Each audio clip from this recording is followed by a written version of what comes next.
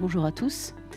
Donc moi, je suis basée au BNIC, mais j'interviens surtout au titre de la Fédération des interprofessions du bassin viticole Charente-Cognac, qui gère le dossier flavescence dorée sur le bassin. Donc ça comprend le cognac, bien sûr, le pinot, les IGP charentais et le CIMVC. Alors, d'abord, je vais vous donner des éléments de contexte. Donc, on a 90 000 hectares sur le bassin, pas tout en traitement obligatoire, bien sûr, mais en 2023, c'est 66 429 hectares qui sont en zone de traitement obligatoire. Donc, avec les communes qui sont en rouge à 3 traitements obligatoires. Les communes que vous voyez, vous, en jaune, sont à 2 traitements obligatoires. Les communes en bleu sont des communes en aménagement de la lutte insecticide, donc je vais le développer dans la diapo suivante. Et les communes qui sont en vert sont des communes tampons à 0 traitement. Ça veut dire qu'un jour ou l'autre, il y a eu un jour où ces communes-là ont eu des traitements obligatoires et elles ont pu s'en sortir. Et puis, vous avez toutes les communes qui sont en gris, qui sont des communes exemptes, donc qui veut dire qui n'ont pas eu de flavescence dorée et qui n'ont pas de traitement obligatoire. Et on rappelle que malgré qu'on soit rouge, bleu, jaune ou vert, la prospection est obligatoire sur tout le territoire. Donc on met en place sur notre bassin des zones d'animation. Donc pour 2023, on avait 36 communes en animation, dont 10 en aménagement. Alors qu'est-ce que c'est que l'animation ? Donc on met en place, on encadre les viticulteurs pour organiser des prospections collectives. Donc ce sont les chambres d'agriculture qui sont missionnées par la fédération pour mettre en place, accompagner et orienter les viticulteurs dans leur prospection. On a également un site internet qui est dédié, qui s'appelle flavescencecharente.com, une application Vigiving Charente, donc à la fin de la présentation, je vous développerai un petit peu ce qu'est notre application. On a également une fiche de prospection qu'on envoie à tous les viticulteurs, donc soit par courrier, soit par mail. Donc chez nous, c'est le viticulteur qui est acteur de la prospection. Donc on l'accompagne dans des prospections collectives, mais on lui demande également de prospecter individuellement. Et puis, on a aussi un réseau de référents. Donc, on a des viticulteurs, des élus qui sont sur le terrain et dont on diffuse les coordonnées et qui peuvent répondre aux questions des viticulteurs. Et puis, un petit réseau de piégeurs aussi, donc parmi ces référents. Donc là, c'est un réseau que je gère. Il n'y a pas énormément de piégeurs, j'en ai une petite quinzaine. Mais malgré tout, ça donne une petite idée de la dynamique des populations de cicadelles qu'on peut avoir sur le vignoble. Voilà pour le contexte. Donc, comme vous avez vu, on a quand même 66 000 hectares en traitement obligatoire, donc dans des soucis de réduction des pesticides, comme on l'est tous, on a mis en place un aménagement de la lutte insecticide. En 2023, c'était sur 10 communes. Donc, comme je l'ai dit, l'animation et l'aménagement, ce sont les chambres d'agriculture qui sont missionnées par la fédération pour encadrer ces actions. Donc, on avait 10 communes, donc 5 en Charente et 5 en Charente-Maritime. Et donc là, vous pouvez voir qu'on a différentes couleurs sur les communes, puisque ce sont des communes qui sont à différents stades dans l'aménagement. Donc là, vous avez les communes qui sont en noir, ce sont des communes qui sont dans l'aménagement déjà depuis un certain temps, donc où on applique un premier traitement et on conditionne le deuxième traitement par rapport au piégeage des cicadelles. Les communes en bleu qui sont également dans le protocole, mais aussi depuis un certain temps et sur lequel on applique un seul traitement, mais dans un zonage de 500 mètres d'une parcelle qui a été contaminée. Et puis également, on applique les traitements facultatifs si on découvre des cicadelles, si on dépasse le seuil.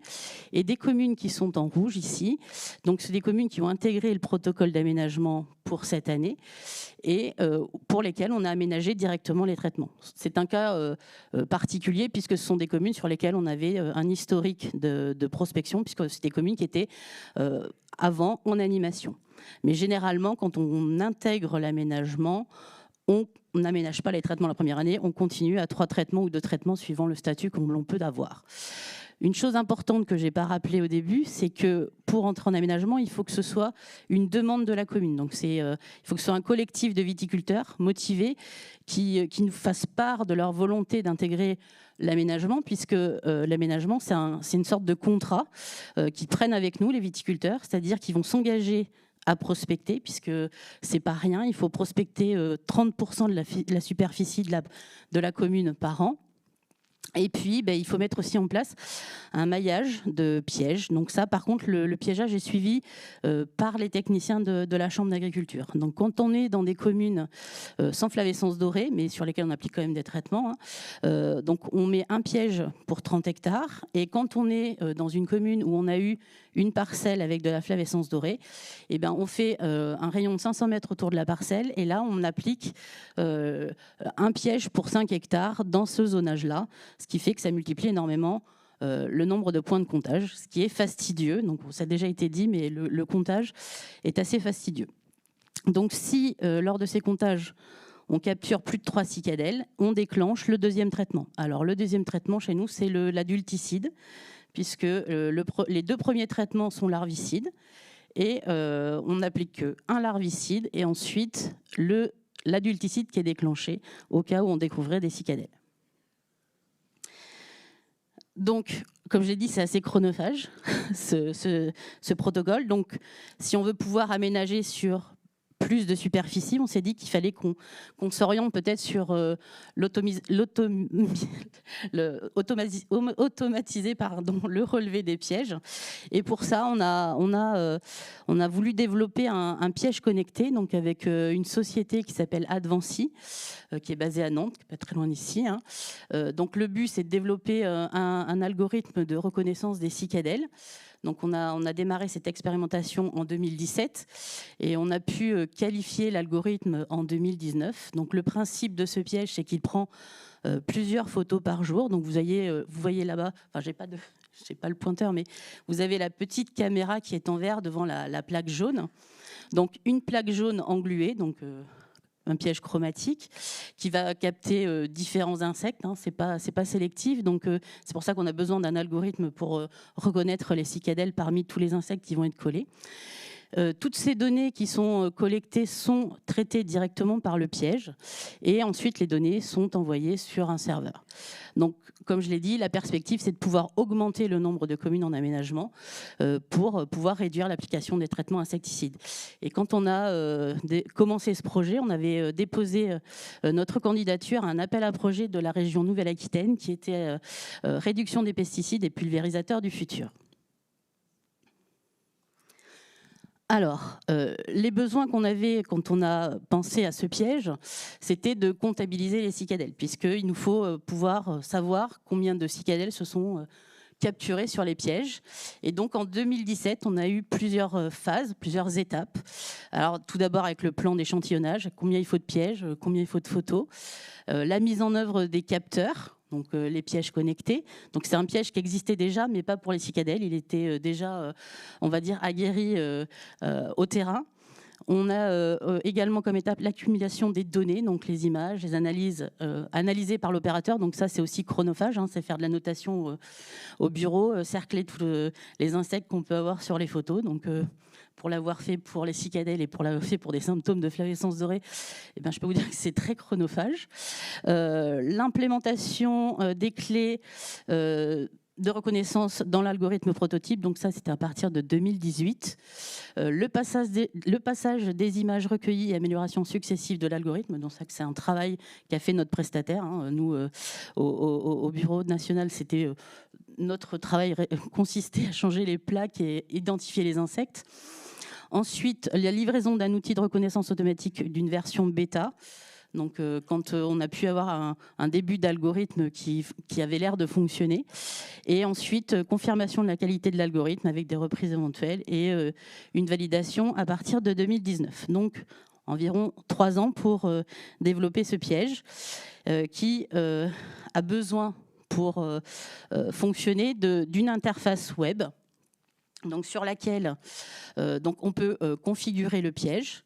Donc, vous avez accès sur votre smartphone, sur votre ordinateur de bureau. Donc, vous pouvez faire la remise à zéro des compteurs, l'activation des réglages de seuil d'alerte, donc une cicadelle, 2 cicadelles, 3 cicadelles. On a un mode hivernage. Donc, ça, c'est important puisque le piège, pour qu'il communique, c'est avec une carte SIM et sur le réseau GSM.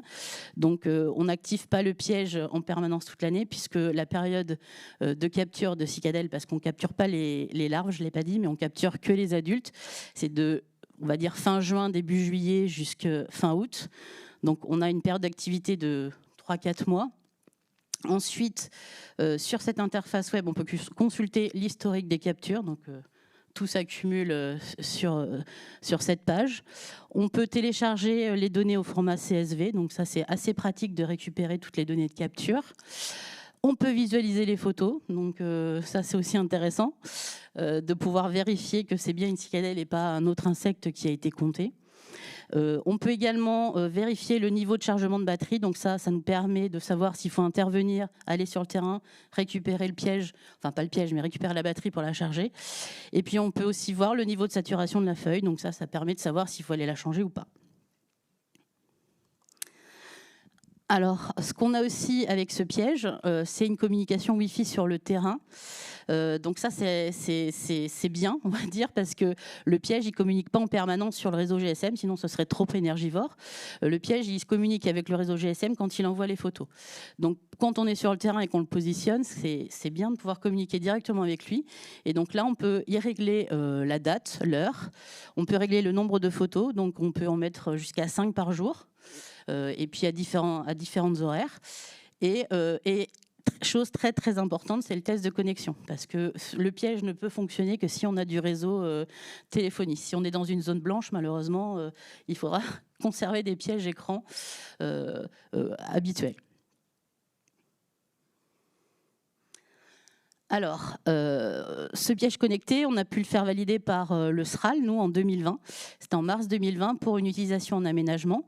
Jusqu'à présent, enfin, jusqu'avant 2020, c'était juste une expérimentation. On ne pouvait pas l'utiliser pour déclencher des traitements. Mais depuis 2020, on a l'autorisation.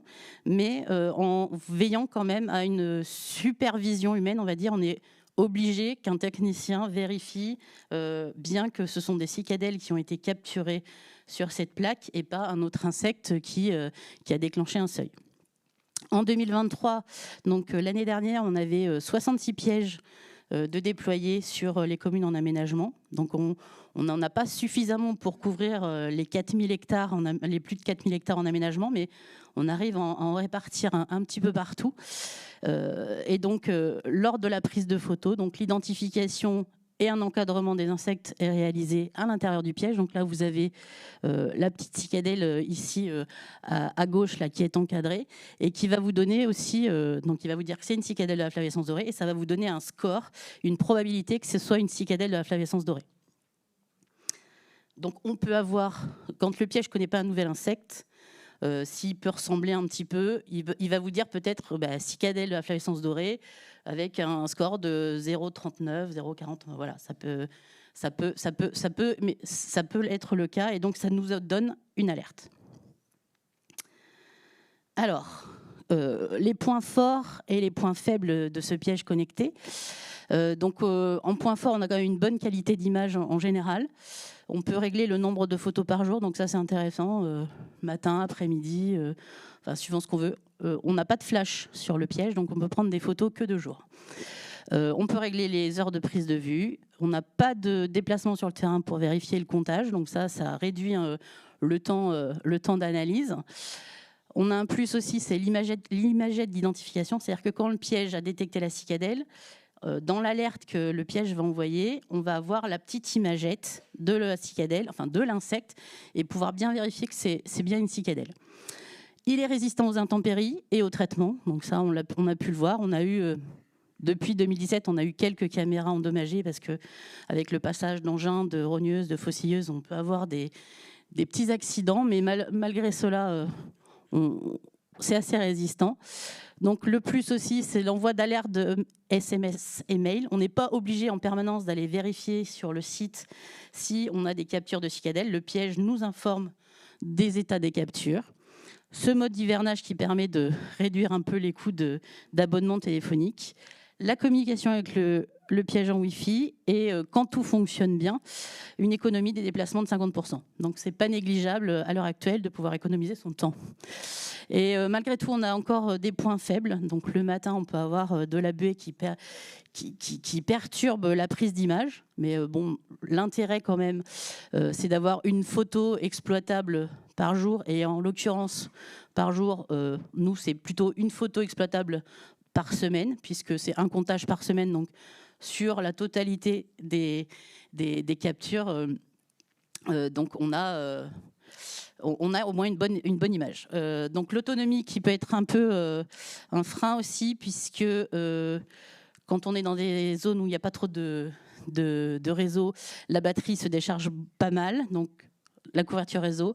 L'encombrement dans le rang, donc on essaie de réduire au maximum, mais il y a quand même, comment dire, avec la caméra et la plaque, il faut quand même une certaine distance pour que la qualité de la photo soit bonne. Et puis le coût, qui reste encore assez onéreux par rapport à peut-être des pièges écrans normaux. Donc le prix qui est de 775 €, et puis un abonnement, enfin du consommable tous les ans qu'il faut par piège, c'est 219 €. Mais ce qu'il faut dire, c'est qu'on est toujours en quête d'amélioration, donc d'amélioration de l'algorithme, et puis d'améliorer aussi, diminuer les coûts en cherchant de nouvelles solutions. Et alors, pour finir rapidement, notre application Vigiving, qui est un complément à notre fiche de prospection que dont je vous ai parlé tout à l'heure, donc celle qui met au cœur de la prospection le viticulteur. Donc cette application Vigiving nous permet de déclarer les cèpes douteux directement à la parcelle. Donc ça géolocalise. Donc quand on commence un signalement, ça nous géolocalise, on peut corriger notre position. Il faut repérer le rang, le cep, puisque ça permet aux techniciens de revenir sans rendez-vous, sans être avec vous, et donc pour qu'on puisse repérer plus facilement le cep. Et il faut également prendre 3 photos des symptômes, donc la feuille, le bois et les grappes. Voilà, donc il y a 2 profils, il y a viticulteur et technicien. Et puis voilà, donc c'est utilisé lors des prospections collectives, mais également quand le viticulteur fait sa prospection individuelle. Donc je l'ai dit, permet la déclaration des symptômes douteux, plus besoin de rendez-vous avec un technicien, donc les techniciens sont autonomes, ou la Fredon est autonome. On a accès à une fiche de diagnostic et puis la fiche de prospection en ligne.